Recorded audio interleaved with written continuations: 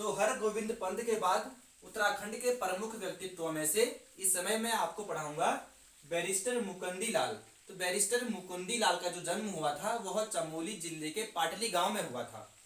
ठीक है, चमोली जिले में एक गांव है, गांव का नाम है पाटली गांव। तो यहाँ इनका जन्म हुआ था।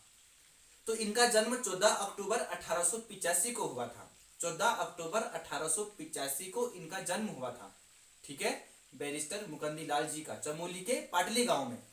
तो जब ये 1913 से और 1919 के बीच में 1913 से 1919 के बीच में जब ये इंग्लैंड में कानून की पढ़ाई करते हैं, कहाँ करते हैं? इंग्लैंड में।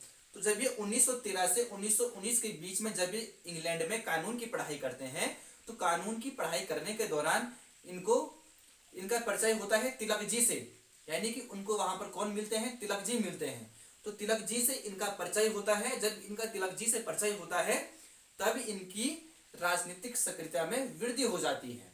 ठीक है, तब इनकी राजनीतिक सक्रियता में वृद्धि हो जाती है, क्योंकि इन्हें कौन मिल जाते हैं?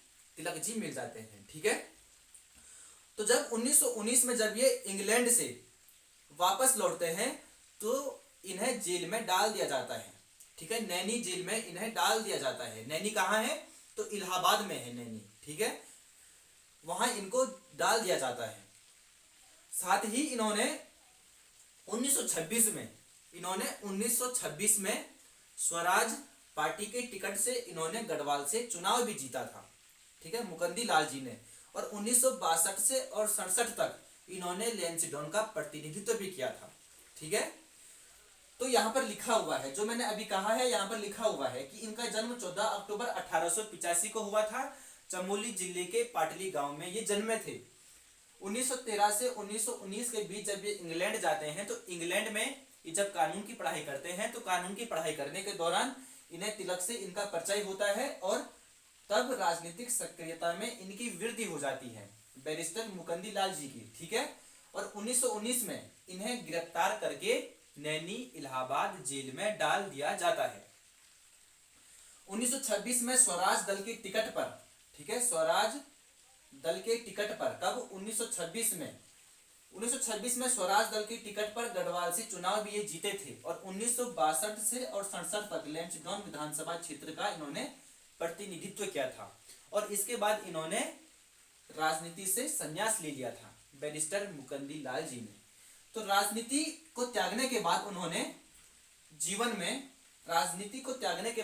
अपने जीवन में गढ़वाली साहित्य और कला, ठीक है, गढ़वाली साहित्य और कला पुनरुत्थान में इन्होंने लगा दिया था अपना जीवन। ठीक है, और गढ़वाल के प्रसिद्ध चित्रकार थे मौलाराम। कौन है गढ़वाल के प्रसिद्ध चित्रकार? मौलाराम। तो गढ़वाल के प्रसिद्ध चित्रकार मौलाराम के चित्रों को खोजकर इन्होंने कला जगत में प्रसिद्धि की शिखर पर पहुंचाने में उनका महत्वपूर्ण योगदान है। ठीक है, नेक्स्ट 1969 में यानी कि 1969 में प्रकाशित अपनी पुस्तक गढ़वाल पेंटिंग्स, कौन सी पुस्तक है? गढ़वाल पेंटिंग्स। तो गढ़वाल पेंटिंग्स भारतीय चित्रकला का अमूल्य ग्रंथ है। ठीक है, भारतीय चित्रकला का अमूल्य ग्रंथ क्या है?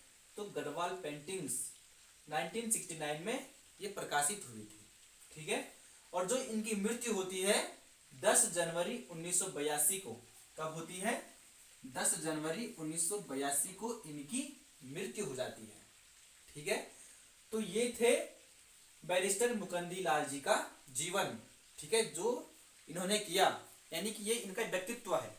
इसके बाद मैं आपको पढ़ाऊंगा पंडित गोविंद बल्लभ पंत। ठीक है, तो अगर आपको ये वीडियो अच्छी लगती है तो कृपया करके इसको आप सब्सक्राइब कीजिए, लाइक कीजिए, और साथ ही जहां पर आपको डाउट लगता है वहां पर आप कमेंट भी कीजिए। ठीक है, तो यही साथ बनाए रखें। धन्यवाद।